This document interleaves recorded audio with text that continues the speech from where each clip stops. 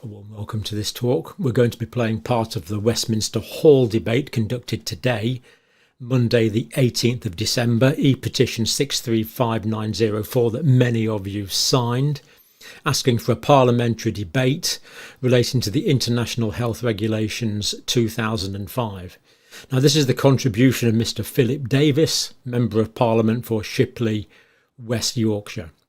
There's some strange stuff going on here, so please do take the time to listen to Mr. Davis. Philip Davis.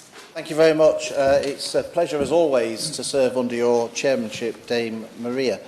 I'm really grateful to the Honourable Member for Lancaster and Fleetwood for moving the motion and also for agreeing to the debate in her role chairing the Petitions Committee. It's very much appreciated. I'd also like to thank the 116,391 people who signed this petition, including 189 of my Shipley constituents, which helped to secure this important debate today. Now, in preparing for today's debate, and the Honourable Member mentioned this in her opening remarks, I look back at the contributions heard in April when another petition on this topic was debated here in Westminster Hall. I have to say I was disappointed by some of the rhetoric there when valid concerns were dismissed as an overreaction and hysteria. It's clear that, that this is, quite rightly in my opinion, an important issue for the public, and we can see that that's the case, not just from the full gallery today, but also the large numbers signing these petitions. So what are we dealing with here? We have two international legal instruments, both designed to increase the WHO's authority in managing health emergencies. The first concerns the amendments to the existing 2005 International Health Regulations, the IHR, and the second is the World Health Organization's new pandemic treaty, which would support the bureaucracy and financing of the expanded IHR. Both of these instruments are designed to transfer decision-making powers to the World Health Organization, with the admirable aim, no doubt, of improving how the world prevents and better prepares for disease outbreaks. But in practice, what is being proposed could have a huge and detrimental impact on all parts of society and also on our sovereignty. If the IHR amendments go through, then countries will have undertaken to follow recommendations, not merely consider them, with the proposal to remove the words non-binding from Article 1. While in Article 42, the regulations are to be initiated and completed without delay by member states. Therefore, we can only assume that the intention behind these amendments is for them to be binding under international law. Now, I don't wish to over-egg the nature of these proposals, but I can't help but be concerned by the thought of removing the words non-binding.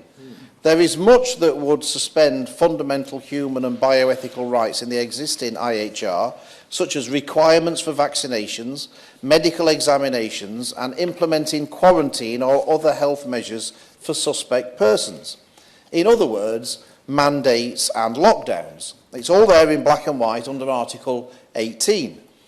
I think we may have become only too mindful of the harms of lockdowns, and I'm sure members will be aware of the latest findings published by the Centre for Social Justice about the harms caused by lockdowns, not to mention the non-existent science used to enforce wearing a face mask, which the COVID inquiry has also uncovered the fact that that was based on absolutely no science whatsoever. Going back to the debate in April, we were told by the then Minister that this is simply not the case, that the instrument will undermine UK sovereignty and give the World Health Organization powers over national public health measures. I really think it's worth revisiting this because I'm really not clear how national and parliamentary sovereignty can be upheld if these proposals are agreed. I would draw attention to the draft new Article 13A, which calls for member states to undertake to follow World Health Organization recommendations and recognise the World Health Organization not as an organisation under the control of countries, but rather as the coordinating authority of international public health response during public health emergency of international concern. Of course I'll give way.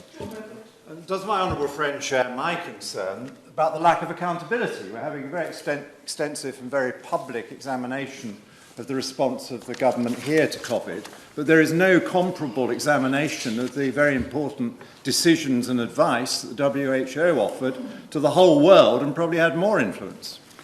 Well, my right honourable friend is, as ever, absolutely right, and we should all be concerned. We should all be concerned about that, and we should be concerned that we don't end up fall into the same problems as we've had in the past and being in a position where there's nothing we can do about it. We're sleepwalking into a disaster. We're talking about a top-down approach to global public health, hardwired into international law. And at the top of this top-down approach, you have our single source of truth for all things pandemic, the World Health Organization's Director General, who it appears will have the sole authority to decide when and where these regulations would be deployed. And let's not forget, of course, that the Director General is appointed by an opaque, non-democratic process, and I think that's being rather generous about the process in which the Director General is appointed.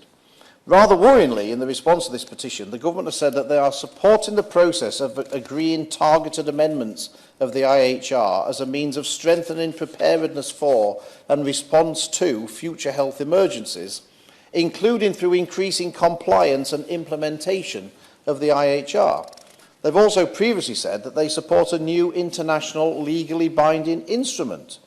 It certainly sounds like a threat to parliamentary sovereignty to me, and I would like the Minister to commit today to laying these plans before Parliament so they can be properly debated and, if I had my way, robustly rejected. I think it's also vital to take a step back and understand what's driving this pandemic preparedness agenda. At a recent meeting of the APPG on pandemic response and recovery, Dr. David Bell gave a briefing on how the World Health Organization, with the backing of the World Bank, say these amendments are the only way to prepare for future pandemics, which it says are getting more frequent and there's more risk from zoonotic or animal-to-human spread. But the reality is their figures don't tell the whole story. When you actually take into account population growth, significant natural pandemics are rare events. You also have to take into account the fact that there's been a huge expansion of tests and genome sequencing over the last few decades. The invention of PCR testing, for example, has had a massive impact on the detection rate of these outbreaks. The World Health Organization are now using to justify their agenda. Since the Spanish flu over 100 years ago, we've only had 2 pandemics above the average yearly seasonal influenza mortality rates. This is thanks to antibiotics and advances in modern medical care. We seem to hear a lot about disease outbreaks which actually have low mortality burdens when compared to other public health threats. As an example, SARS-1 in 2003 had the equivalent disease burden of about 5 hours of tuberculosis. Funnily enough, the World Health Organization themselves could find no evidence either that serious zoonotic pandemics were increasing in their 2019 pandemic influenza recommendations.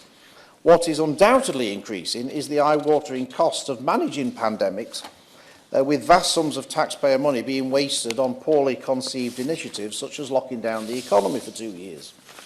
It seems to me that the World Health Organization has no need to rush any of this. We have time to reassess and get it right.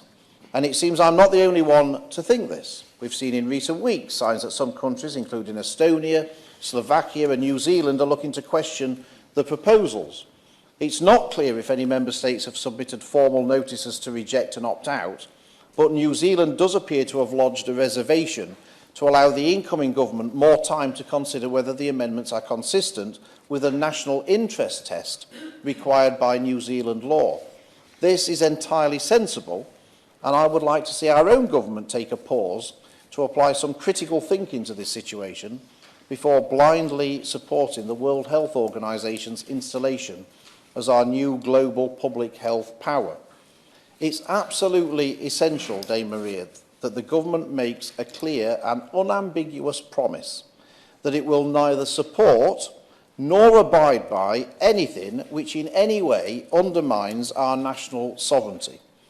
We have not spent so many years battling to get out of the frying pan of the EU to jump straight back into the fire with the equally unaccountable and undemocratic and hopeless World Health Organization.